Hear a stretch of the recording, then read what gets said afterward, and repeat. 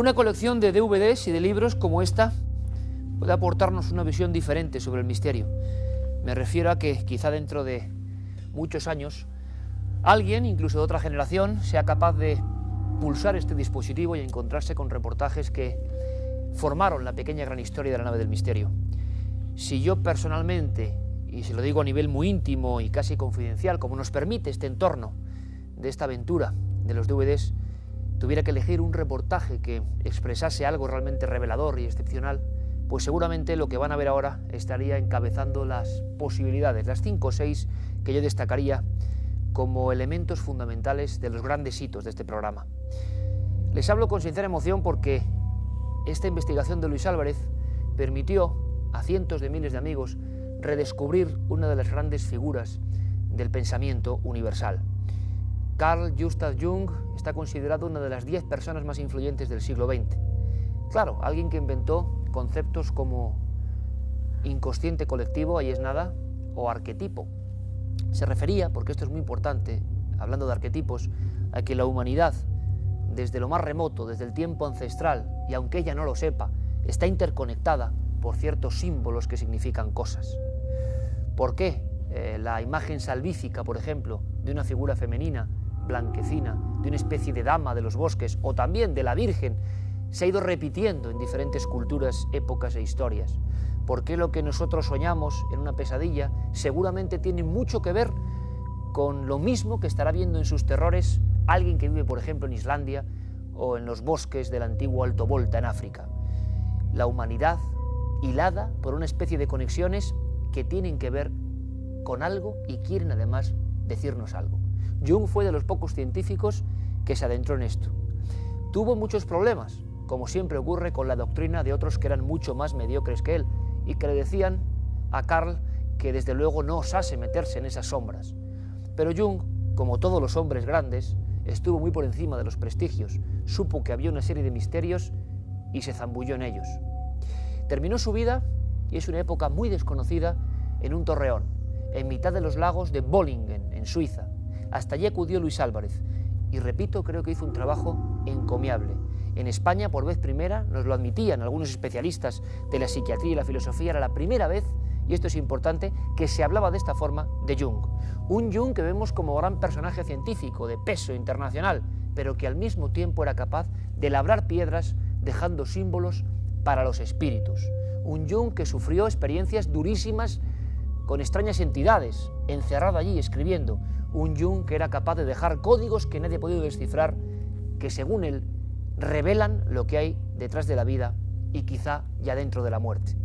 Todo esto y mucho más lo recogió nuestro compañero Luis y nos lo hizo llegar con una sensibilidad muy especial. He aquí uno de los grandes personajes de la historia. He aquí, y esto es muy importante, alguien que quizá puso nombre a lo que llamamos hoy misterio. Una realidad, una esfera diferente, particular y que a veces interfiere como si fuera un teatro en la nuestra. Esto en el fondo ha sido así desde el principio del tiempo. Y quizá todo eso que llamamos apariciones, sobrenatural, algunos quieren ver ovnis, otros en la Edad Media dieron duendes, en el fondo todo lo extraño que nos rodea está ahí y nos quiere decir algo. Jung lo investigó y nosotros investigamos a Jung. Lo que aquí ven es un cuadro de un hombre llamado Hieronymus van Aken o Hieronymus Bosch. Seguramente llegará enseguida como un chispazo a su mente algo mucho más eficaz si digo el Bosco. Su fama quizá nace de la extraña relación que tenía con el rey más poderoso que ha habido jamás en el planeta Tierra, Felipe II.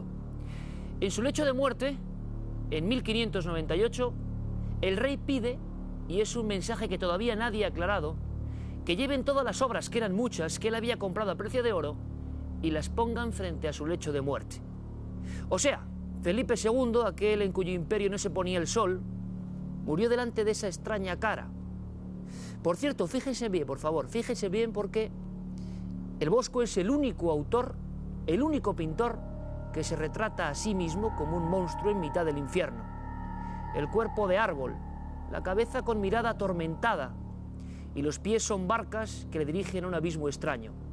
Mucho se ha hablado de si el Bosco consumía drogas y, como siempre, es el camino y el atajo más fácil.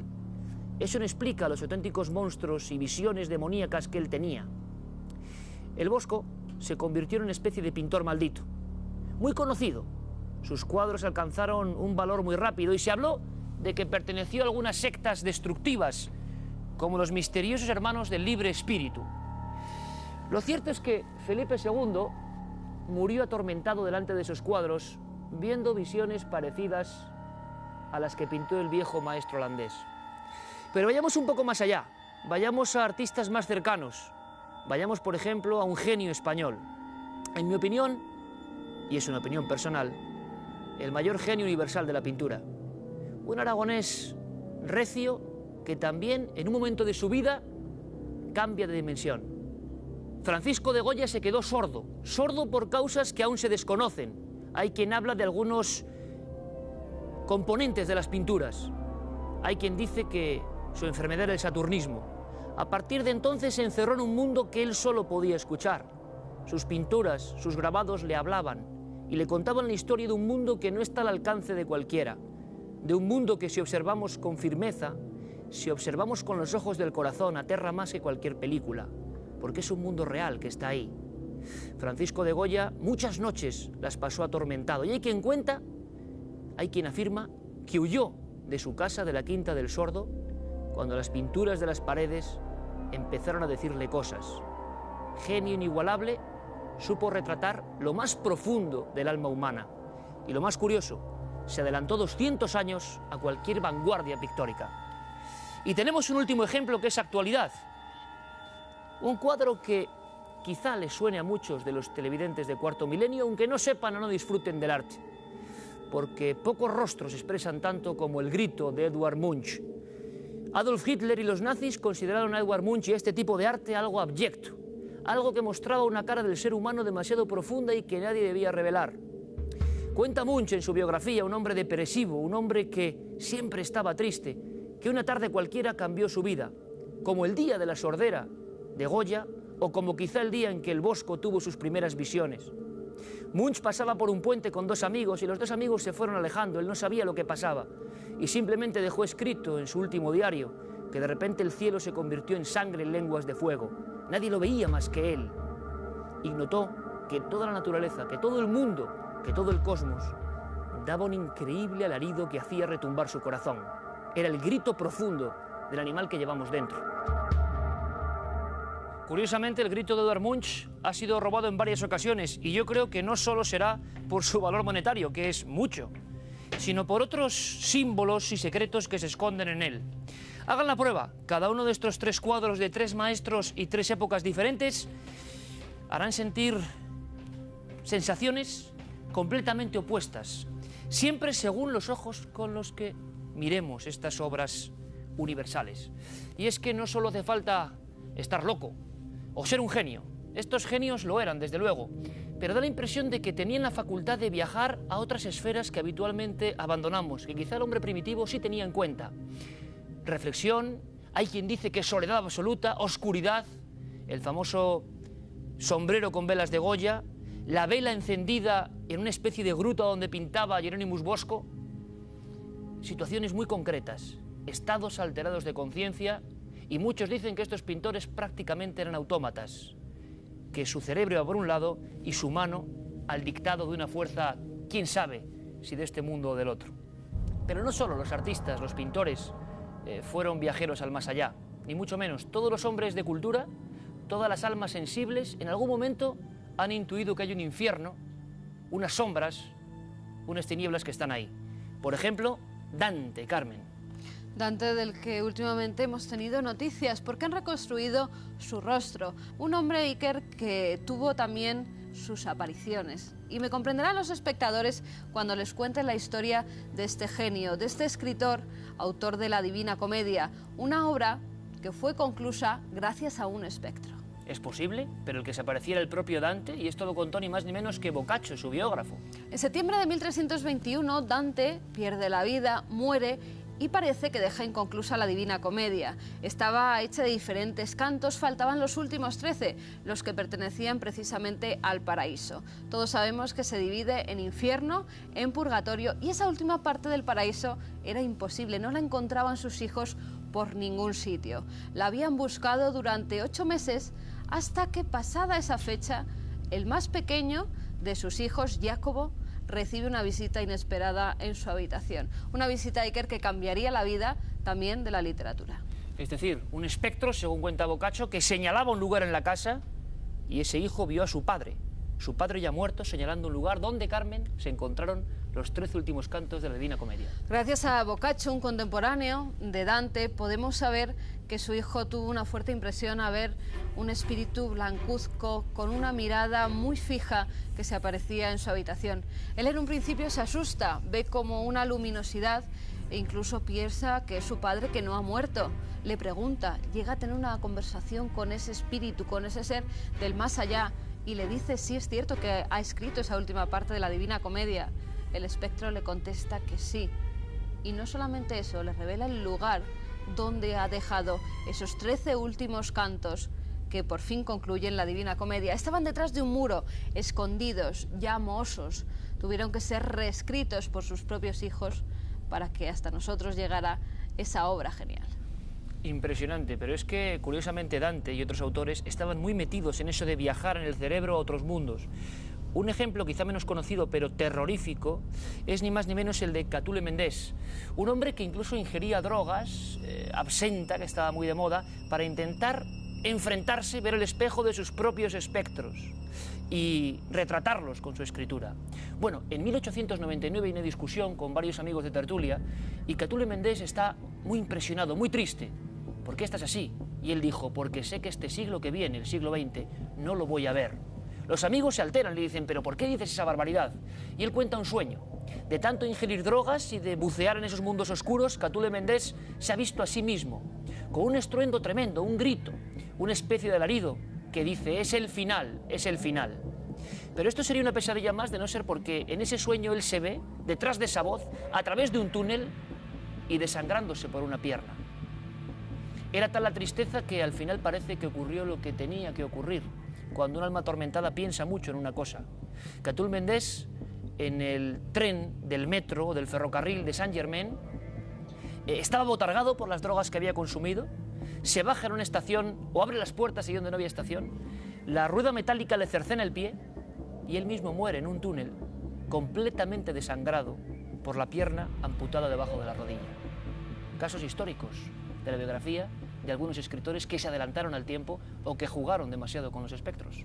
Otro de ellos fue, por ejemplo, José de Zorrilla. El autor de Don Juan Tenorio también tuvo una infancia un tanto curiosa, Iker, porque desde los 5 años él se recuerda una presencia, algo que le marcó de por vida. Tal vez por eso en sus obras se muestran esas figuras fantasmagóricas, algo esos demoníaco, espectros, casi. Algo demoníaco que él además conocía muy bien. Con 5 años él recuerda que iba con su madre diariamente a oír misa. Allí, mientras su madre rezaba el rosario con otras amigas, él se daba una vuelta por la iglesia y veía estatuas, algunas de ellas demoníacas. Por ejemplo, se le quedó marcado en su mente a San Miguel matando al diablo. Pero bueno, eran escenas que la memoria de un niño reconocía, hasta que un día, en invierno, se encontraba en su casa de Valladolid. Estaba sentado en el balcón con los pies colgando de y vio que una figura extraña aparecía por la calle. Le llamó la atención y se quedó mirándola. Cuando se acercaba veía que esa mirada, una mirada blanquecina, intensa, no se paraba de su cara, de su rostro, no se la podía quitar de la mente. Era la mirada que había reconocido en la estatua del demonio. Era el mismo Satanás que había ido en su busca. Tan solo le sonrió y se fue. Esa es la primera de muchas apariciones que tuvo José de Zorrilla. Por ejemplo, también en una de las casas que pertenecía a la familia donde guardaban los muebles, él recuerda que vio una figura, una mujer. No la reconocía, iba vestida con una falda de vuelo y con una camisa de encaje muy propia de la época. Fue años después cuando, tras ver un gran retrato en una de la casa de sus padres, por ejemplo, dijo, ¿quién es esa mujer? Preguntó a sus familiares, ¿de quién se trata? Era su abuela materna, a la que él nunca había conocido. Se le había presentado unos años antes. Pues hoy tenemos un ejemplo asombroso. Médico, científico, psiquiatra, una de las mentes más importantes del siglo XX, maestro de pensadores imprescindible, Jung. ¿Sabían que Jung vivió atormentado por espectros? ¿Que él mismo dejó escritos en sus libros las visiones que tuvo absolutamente terroríficas? Nuestro compañero Luis Álvarez ha viajado al viejo Torreón, donde Jung trabajaba solo, donde Jung tuvo varios encuentros que hielan la sangre del más pintado. ¿Quieren conocerlos? ¿Quieren saber por qué hubo ciertas inscripciones en la piedra que aún siguen ahí, asegurando que Jung se enfrentó a los muertos, que quiso investigar, que no se asustó y siguió más adelante? Quizá Jung sea el último viajero del alma.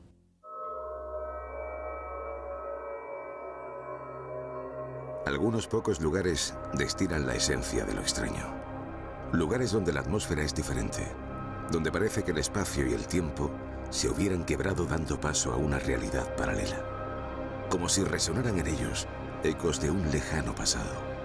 Como si aquellos que lo habitaron hubieran dejado su impronta eternamente.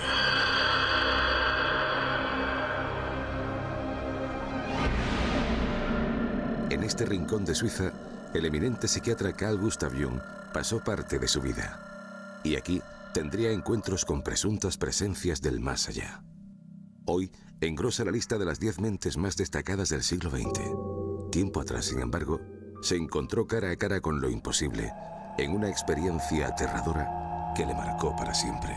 Jung es un precursor del gran movimiento, podríamos decir, científico que se está dando en la vanguardia en el siglo XX, pero es un precursor que va por otro camino. Bollingen siempre fue un centro de gran actividad paranormal. Entonces Jung estaba tratando de explicar, o de buscarse una explicación de por qué razón ocurrían esos fenómenos en ese lugar que él había hecho como zona de su personalidad mistérica, ¿no? Este apacible lugar perdido en el interior de Suiza, a orillas del lago Zurich, representó para el maestro Jung un lugar de retiro y meditación.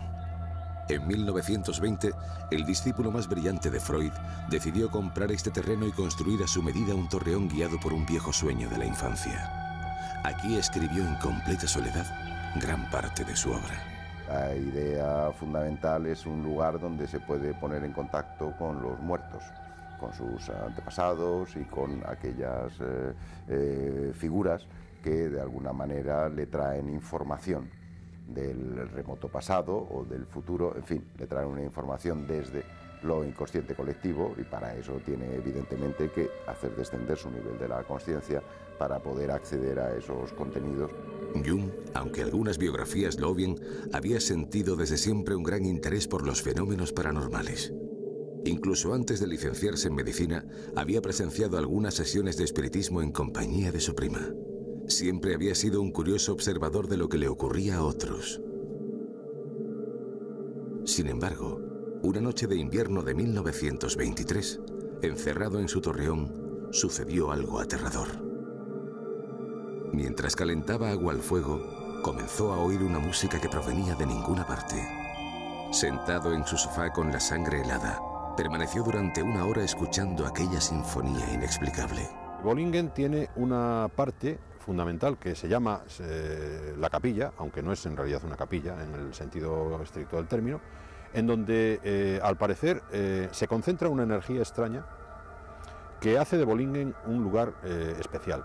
Apenas un año después, en la primavera de 1924, de madrugada le despertó el ruido de pasos que rodeaban el edificio. Nuevamente apareció una música en la lejanía que se iba aproximando poco a poco. De pronto, unas voces se escucharon muy cerca. Aterrado se levantó y abrió de inmediato los postigos. Pero allí afuera, en la oscuridad de la noche, no había nadie. Absolutamente nadie. Al volverse a la cama, un estruendo le sorprendió de nuevo. Y vio cómo afuera, decenas de figuras vestidas de negro se aproximaban lentamente al torreón. A la mañana siguiente, el guardián de la finca le confirmó que había escuchado lo mismo y le dijo muy asustado que el ejército de almas de Wotan había pasado por allí. Jung reflexionó profundamente sobre aquella experiencia rotunda e indudable y tras no pocas cavilaciones, daría con algunas claves. Evidentemente para Jung siempre es lo mismo, es un descenso del nivel de conciencia y atención a los contenidos de lo inconsciente colectivo, es decir, se accede a aquello que está pero que nuestras categorías conscientes impiden ver. Siempre esas apariciones tienen un contenido o un significado personal para el individuo. Si bien tiene que recordar a algún familiar muerto o tiene que atender a una realidad que preferiría negar, etcétera, etcétera. Hay una finalidad en la existencia de estos fenómenos paranormales. En un principio pensó que podría tratarse de duendes. Así lo reconoce en su biografía. Por ello, esculpió en piedra esta curiosa imagen dedicada al genio del lugar y la adosó a la pared del torreón. Pero los fenómenos no cesaron. Poco tiempo después, cavando en el jardín para realizar unas obras de remodelación, encontró algo sobrecogedor. A sus pies surgía el esqueleto de un soldado napoleónico que seguramente tras la batalla habría sido arrojado hasta allí por las corrientes del lago Zurich. Jung lo desenterró y con sumo cuidado lo inhumó en su jardín, oficiando una ceremonia militar para apaciguar su alma. Aún así, los extraños fenómenos continuaron. En realidad, aquello, fuese lo que fuese, le perseguiría durante el resto de su vida. Con estas experiencias descubriría algo fundamental que le ayudó a escribir, y poco a poco, noche tras noche, en la soledad de su torreón de Bollingen, iría conformando su brillante legado, hasta su muerte en 1961. Jung se enfrenta con los muertos. ¿Quiénes son los muertos? Los muertos son una parte de nosotros mismos. Nosotros tenemos la extraña creencia de que cuando nos morimos aprendemos algo más, o que algunas de las verdades que ahora mismo en nuestra vida terrenal no vemos se nos van a revelar. Y Jung se da cuenta, después de su análisis del inconsciente, de que esas verdades no se contestan con la muerte. La torre de Bollingen sigue en pie un siglo después. Las puertas y ventanas permanecen cerradas, quizá protegiendo el interior de miradas indiscretas. En el jardín todo está en orden y hay leña cortada para pasar varios inviernos, como esperando el eterno regreso del maestro. Hoy día la casa está cerrada y no podemos saber si la casa está cerrada, pues a lo mejor porque es imposible vivir en ella, ¿no? Porque de alguna manera esos fenómenos de tipo poltergeist o de tipo paranormales que se daban, al parecer, tanto en el estudio de Jung como en esa pieza que se llama la capilla y que al parecer se siguen dando allí, pues no han cesado.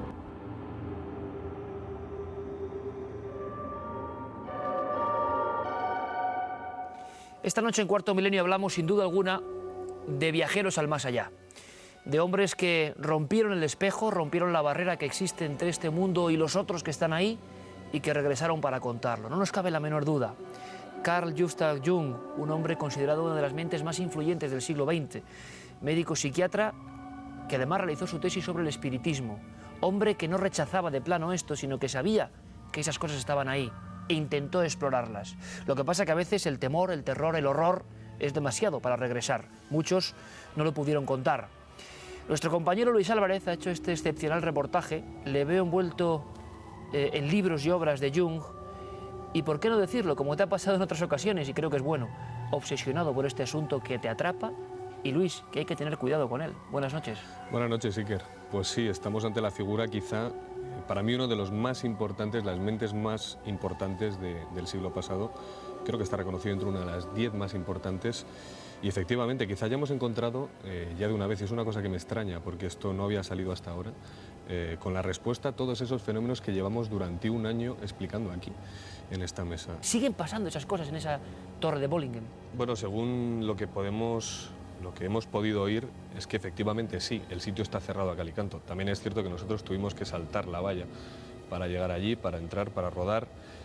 Todas las puertas y ventanas están perfectamente cerradas. Lo digo porque lo comprobé una por una. Es decir, estábamos en un sitio privilegiado. Además, es curioso cómo surgió este tema también.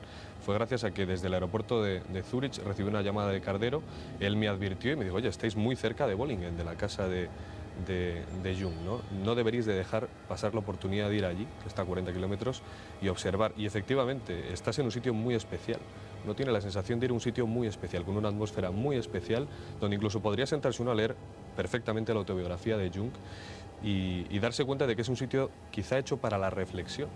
Y muchas veces ese trabajo se veía roto por extraños fenómenos que son idénticos a los que tanta gente, seguramente ustedes también, ¿por qué no?, han vivido en alguna ocasión. Porque a Cuarto Milenio llegan cientos de testimonios de personas que ven cosas parecidas a las que Jung cuenta. Repito, un científico valiente que se atreve a decir esto existe, está ahí, no son visiones. Les ha ayudado, como casi siempre en estos temas de antropología, el antropólogo José Luis Cardero. Bienvenido, muchas gracias. Muchas gracias a vosotros. José Luis, viajero al más allá, escuchen extraña música. Él está en su estudio y escuchen extraña música. Los especialistas en parapsicología, como nuestro amigo Santiago Vázquez, dirían mimofonía, notas musicales que a él le aterrorizan, que son como una llamada o como una tarjeta de visita de lo que luego iba a ocurrir. Sí, exactamente. Ocurre casi siempre en estos casos, es decir, el aislamiento, la predisposición del observador y de repente, sin que se sepa muy bien por qué razón empieza, las señales del más allá. En este caso, la música... Señales del más allá, tú no tienes duda. Yo no tengo ninguna duda de que son las señales de algo que nosotros llamamos el más allá y que evidentemente no sabemos en qué consiste, pero que es un mundo que está paralelo con el nuestro. Yo cada vez estoy más convencido que es un mundo que de vez en cuando toma contacto con nosotros, es un mundo además del cual se da testimonio desde la más remota antigüedad. Hay una serie de personajes que son reincidentes, que vuelven una y otra vez a presentarse en la historia del arte, en las leyendas, en las tradiciones, y precisamente por eso de ahí el gran mérito de Jung. Jung decide afrontarlo de una vez por todas desde un punto de vista científico. Enfrentarse a ese fenómeno. Enfrentarse a ese fenómeno como médico, como psiquiatra, porque lo más curioso de todo es que todos esos fenómenos que se producían ahí los encontraba él también después en sus enfermos. Es una cosa muy curiosa lo que dice José Luis Cardero, porque ustedes han fijado en estas imágenes que estamos viendo en el reportaje de una serie de seres, de figuras puestas en paralelo, ensotanados. Es curioso, Luis, porque tú recordarás que en algunas zonas de España, por ejemplo en las Urdes, que quizá por su orografía especial ha mantenido fresca una serie de tradiciones extrañas, mucha gente, pleno siglo XX, hablaba de incluso pueblos enteros atemorizados por estas visiones que de repente se van como han venido, nadie sabe por qué, es una visita de otro lado. Pueblos como Vegas de Coria, lugares de las Urdes, decenas de casos que hemos recogido en lo que se ve en mitad de la noche, en mitad de una carretera, en mitad de una casa, a los pies de la propia cama, es una figura oscura, completamente ensotanada. Es lo mismo que veía exactamente Jung. Don José Luis Cardero, ¿qué eran estos seres? ¿Qué son? Aparecen desde siempre.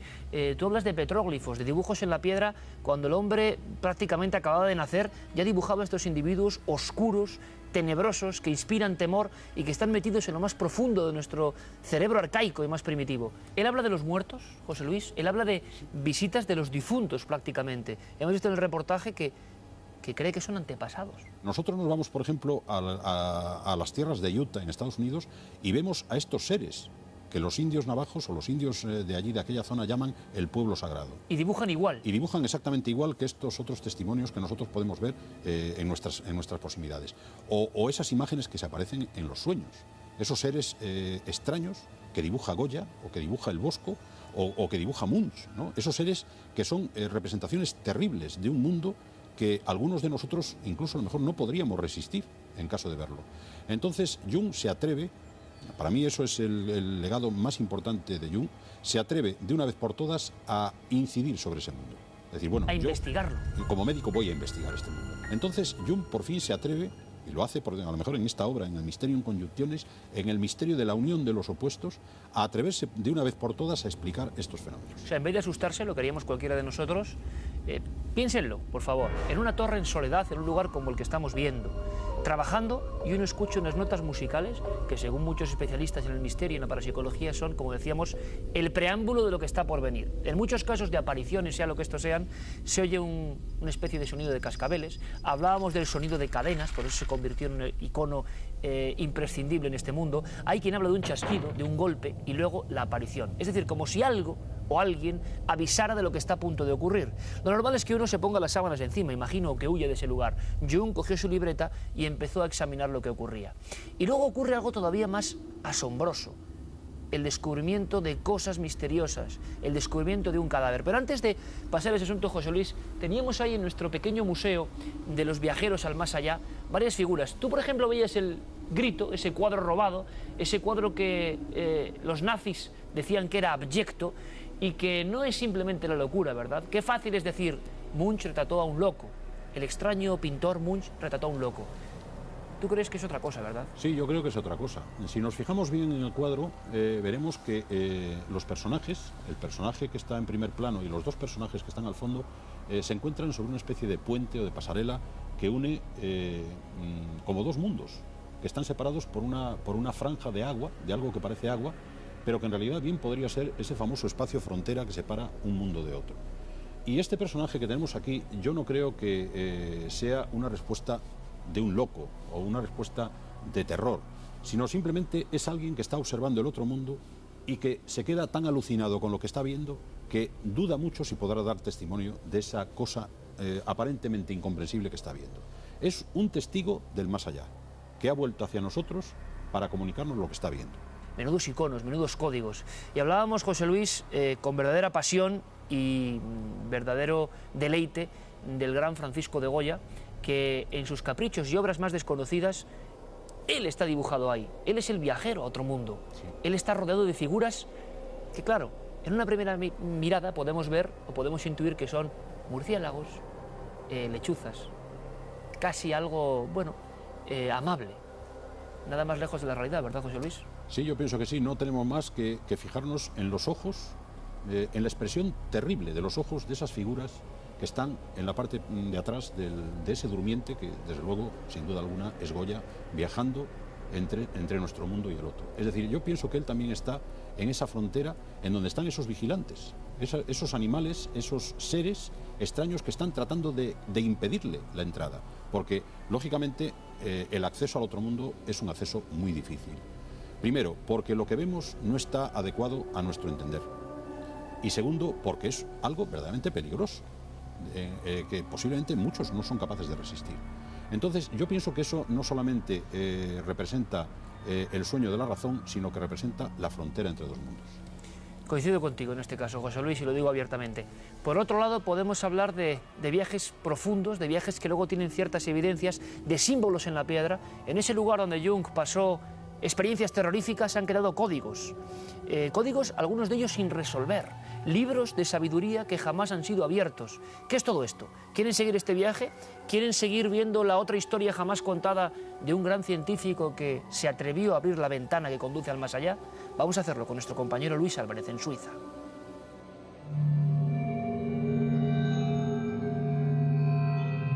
Puede que no todo esté investigado sobre la obra y la filosofía de Carl Gustav Jung. Antes de haber construido la Torre de Bollingen, entre 1912 y 1917, coincidiendo con la ruptura con su maestro Freud, cayó en una profunda depresión. Ese hundimiento le lleva a que está completamente, la casa se llena de contenidos poltergeist, de situaciones paranormales, lo único que puede hacer es jugar con las piedras junto al lago, está completamente hundido en la miseria, y desde ese hundimiento, en ese tiempo de hundimiento, escribe ese Sermones ad Mortuos, que es lo que le saca del hundimiento. En soledad, sentado en su estudio a la luz de un candil, escribe de forma compulsiva día y noche cientos de páginas, como si estuviese repentinamente poseído por el espíritu de un sabio. Un manuscrito que aún hoy, un siglo después, continúa siendo todo un misterio para la comunidad científica. Es lo que se conoce como el Cuaderno Rojo. Su familia se niega a publicarlo. Yo recuerdo de Jung que él quería hablar más, lo que no sé es sobre qué. Y entonces la familia se le echó encima, de que ya no dijera más cosas porque estaba recibiendo muchas críticas por parte del estamento mecánico. Es decir, muchas críticas porque, hombre, lo que Jung expresa es un desafío. Parece ser que Jung se aproximó a los confines de la mente con el riesgo de perder su propia cordura. Pero, ¿qué claves ocultas podría contener este enigmático manuscrito? Posiblemente en ese libro rojo puede que haya algún tipo de contenidos que puedan ser ligados a hechos históricos colectivos generales. No lo sabemos. Precisamente en este periodo viviría una de las experiencias más aterradoras de su vida, en su residencia de Kursnack. A principios de 1914, mientras regresaba en tren de un congreso a su casa a orillas del lago Zúrich, tendría una premonición, una visión devastadora. La guerra llamaba a las puertas de Europa. Aquello le serviría para sentar las bases sobre la ley de la sincronicidad y la teoría sobre el inconsciente colectivo. Cosa que habla él de un sueño que tuvo cuando, justo antes de que se iniciara la Primera Guerra Mundial, donde veía que se destruía Europa y que quedaba más o menos salvada Suiza, que él estaba allí como dando uvas mientras estaba todo anegado en sangre. Entonces él pensó, volvía de un congreso, pensó que se estaba volviendo loco, y lo que estaba era teniendo en esa visión una prefiguración de lo que iba a pasar. Este y otros fenómenos paranormales los observaría también en alguno de sus pacientes. Así descubrió la existencia de un mundo simbólico paralelo, pero real. Más allá de desecharlo como haría su maestro Freud, aquello le llamó poderosamente la atención y se volcó en su estudio. Él busca una explicación científica a ese tema. Él no se dedica a eso como una forma oscura, sino que lo que intenta es aportar luz a esos fenómenos. Pero sabe que la comunidad científica se le va a echar encima si eso sale a la luz. Jung se da cuenta de que de alguna manera hay en el ser humano algo que no puede ser explicado mecánicamente, que hay algo autónomo dentro de sí mismo. Jung, con su exploración del inconsciente colectivo o del inconsciente arcaico, lo que hizo fue dar un paso enormemente importante y de gran valentía, abriendo esa trampilla y explorando ese abismo incognoscible. Se ha descubierto después con su biografía, su autobiografía, y sobre todo cuando él ya pierde el miedo a que se sepa. Él lleva una vida paralela. O sea, por un lado es un científico reconocido, con una serie de méritos científicos, y oculta una faceta totalmente paranormal. Él ve fantasmas, vive con fantasmas y convive con fenómenos paranormales cotidianos. Incluso trata a personas que vienen a hablarle de esos fenómenos. Pero, ¿de dónde obtuvo Jung su conocimiento? ¿De dónde le vino la inspiración?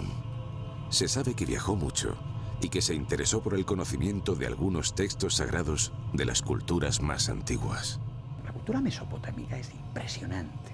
La cultura de los caldeos, de los hititas, es decir, todo lo que ha dejado de vestigio esa cultura es impresionante. Y la cultura del mundo egipcio es impresionante. Jung estudia esta cultura y dice, hay un saber aquí. Hacia el final de su vida, Jung sufrió un infarto y estuvo al borde de la muerte durante horas. Él mismo experimentó aquel fenómeno que tanto había investigado en soldados heridos en las dos grandes guerras. Al parecer, en aquel momento, el conocimiento le fue revelado. Parece ser que tuvo una experiencia cercana a la muerte. En fin, él lo relata también, ¿no? Dice que él se encontraba pues, a muchos kilómetros de la Tierra, viendo la Tierra como la ve Dios habitualmente, ¿no? Es decir, desde el espacio, ¿no? Pero el propio Jung habla de experiencias y que citan autores, en fin, la extrae de gente muy herida en las batallas, que están prácticamente muertos y sin embargo tienen una conciencia psíquica en el momento, se elevan por encima de su cuerpo herido y tienen pensamientos. Antes de morir en 1961, el maestro Jung escribiría en su biografía lo siguiente sobre Bollingen. Si un hombre del siglo XVI se instalase en esta casa, solo serían nuevas para él la lámpara de petróleo y las cerillas. Con el resto, se sentiría totalmente a gusto. Nada molesta a los muertos, ni la luz eléctrica ni el teléfono. Las almas de mis antepasados perviven también en la atmósfera. Es como si una gran familia silenciosa, que se extiende a través de los siglos, poblara la casa.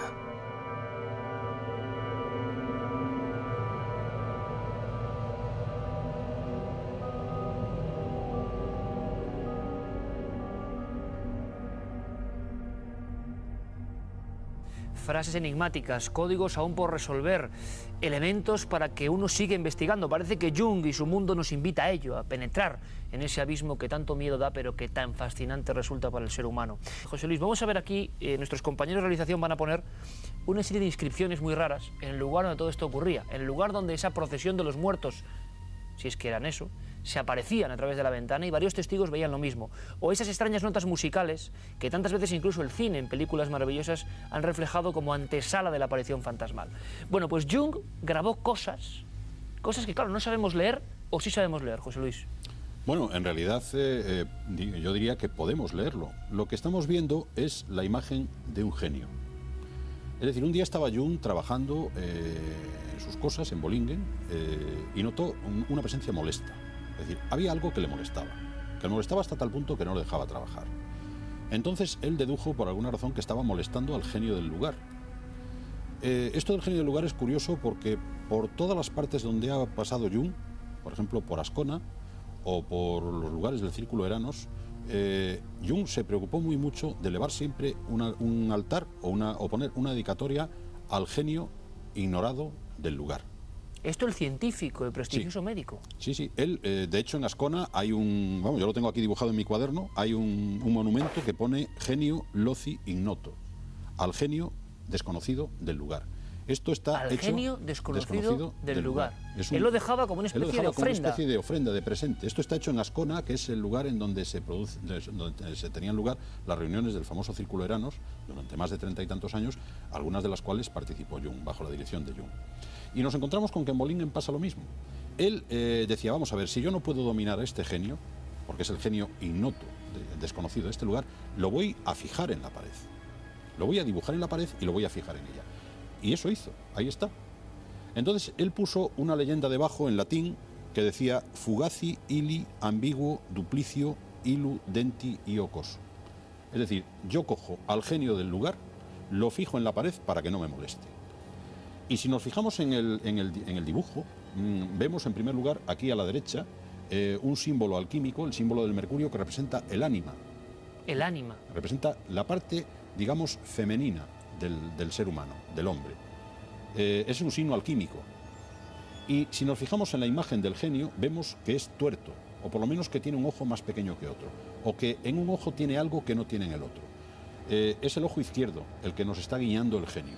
Como veis, con su sonrisa sarcástica, diciendo, yo represento a ese mundo que vosotros no podéis ver, pero que es tan real como el mundo en el que vosotros estáis.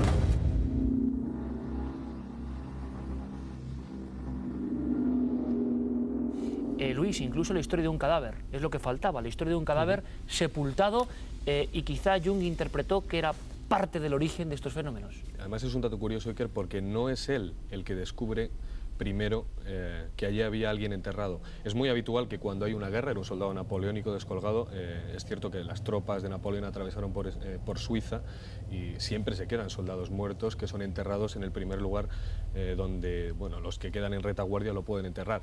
Cierto es también que el lago Zúrich arroja a todos sus ahogados precisamente a este sitio, a Bollingen, al lugar, a las orillas de este lago donde Jung se sentaba a meditar tranquilamente. O sea, un lugar donde fluía la muerte, habitualmente también. Parece que sí, como una puerta también, ¿no? Pero qué curioso que fuera la hija de Jung cuando compró el terreno en 1920 la que le advirtiera y le dijera, no irás a construir aquí porque aquí debajo hay muertos. Esto aparece recogido en su autobiografía y Jung tampoco le daría demasiada importancia. Bien es cierto que en la biografía de Jung tenemos datos de que familiares, algunos de sus ancestros, porque él se interesó por indagar quiénes eran sus ancestros, ya habían tenido experiencias de este tipo. Era su abuela una mujer seguramente con una grandísima capacidad, una prima suya es quizá el primer contacto que tiene Jung con el fenómeno del espiritismo, de las mesas parlantes, que por cierto era un fenómeno muy habitual en aquella época. Estamos hablando de finales de 1800, principios del siglo pasado, ¿no? Y en resumidas cuentas, efectivamente, Jung lo encuentra haciendo unas obras de remodelación en Bollingen, porque la obra de Bollingen hace una primera torre y en periodos de 4 años va ampliándolo hasta que llega, pues no sé si son 20 años más tarde, a esa conjunción perfecta que él mismo reconoce como su propia personalidad. ¿Bien? Pues en una de las obras de remodelación, quizá la segunda, se encuentran en los cimientos que están levantando para la siguiente obra un soldado napoleónico vestido con un disparo en el codo. No solamente lo enterró, sino que además le dio un enterramiento militar, con honores militares. Creo que disparó 3 veces un arma, pues como quizá para darle ese descanso eterno que para alguien que queda en la retaguardia rezagado, aparece muerto y es arrojado hasta la orilla de cualquier lugar, pues no se merece, ¿no? Qué curioso, o sea que Jung cumplía perfectamente cada cosa pendiente con ese otro mundo sobrenatural. Hemos visto algunas imágenes de Carl Gustav Jung escribiendo con una rapidez tremenda, como si alguien le dictase algo desde otro lado. Mucha gente ha visto, no solo en él, sino en estas pinturas, sobre todo en las de Goya, cierto automatismo. Es decir, cuando la mente de la persona apenas puede controlar, hemos hablado en Cuarto Milenio de esto en alguna ocasión, y alguien parece que te dicta, que te mueve el brazo, que eres portavoz, traductor de una fuerza que está ahí atrás. Y en esos escritos, muchos misterios. Me he quedado asombrado. Hay un cuaderno lleno de escritos de esa época que todavía no ha sido revelado. Exactamente, el famoso cuaderno rojo. Quizás una de las partes que sí conocemos de ese cuaderno rojo, porque el propio Jung se preocupó de darlo a algunos amigos, a algunos allegados, a los más próximos a él, está los famosos 7 sermones a los muertos. 7 sermones a los muertos. 7 sermones a los muertos. ¿Cómo se generó esta obra? Se generó un día que él estaba en Kuznets, en su casa, y empezó a ocurrir una serie de fenómenos paranormales de tal virulencia que el propio Jung salió al exterior de su casa a preguntar, ¿pero qué es esto? ¿Qué ocurre? ¿Qué pasa? Allí había una sensación... Eran estruendos, tremenda, golpes. Sí, una sensación tremenda de actividad, de una actividad frenética de los espíritus. Sus hijos tuvieron unos sueños terribles aquella noche, él mismo tuvo unos sueños tremendos, y entonces dice, bueno, la única manera que yo tengo de controlar esto, porque si no voy a acabar volviéndome loco, es escribiendo esto para contestarles a los muertos. ¿Qué ocurría? Los muertos estaban preguntándole a Jung, porque con la muerte no se solucionan los problemas. Estamos en otro mundo, en un mundo distinto, pero los problemas permanecen. Los muertos siguen teniendo los mismos problemas. Los muertos preguntan, ¿qué es el hombre? Y Jung les contesta, el hombre es una puerta por la que pueden entrar desde el mundo grande al mundo pequeño los muertos, los espíritus y los demonios. Y ahí empieza a escribir esos 7 sermones a los muertos, que una vez que en los sucesivos 7 sermones les va contestando a estas preguntas que los muertos imperiosamente le requieren. Es un diálogo con los muertos. Es un diálogo con los muertos. Al final, los muertos ya, cuando le preguntan, bueno, ¿y qué podemos saber más? Dice, pues ya no podéis saber nada más. Tenéis que iros, tenéis que marcharos de aquí, tranquilizaros y marcharos, recuperar vuestro estado. Y entonces el mismo Jung dice que los muertos se desvanecen como el humo de los pastores sobre el rebaño. Acaba con esta metáfora, una metáfora preciosa. Los muertos se van, los muertos desaparecen una vez satisfecha o no satisfecha, pero vamos, por lo menos una vez cumplimentada su curiosidad. Pero aquí no acaba el misterio. Hay unas frases que todavía esperan solución. Todavía esperan solución, es decir, el misterio no termina con esto. Es decir, el misterio termina con un anagrama, que son 4 líneas con 51 letras, que nadie ha podido descifrar. Ni siquiera el propio Jung. Cuando le preguntaban al propio Jung qué significaba, decía que no quería decirlo. ¿Se puede leer el...? Se puede leer. Dice, natriecunde, gaie nevera tunin, ceges, es difícil, ceges sur lach zunus.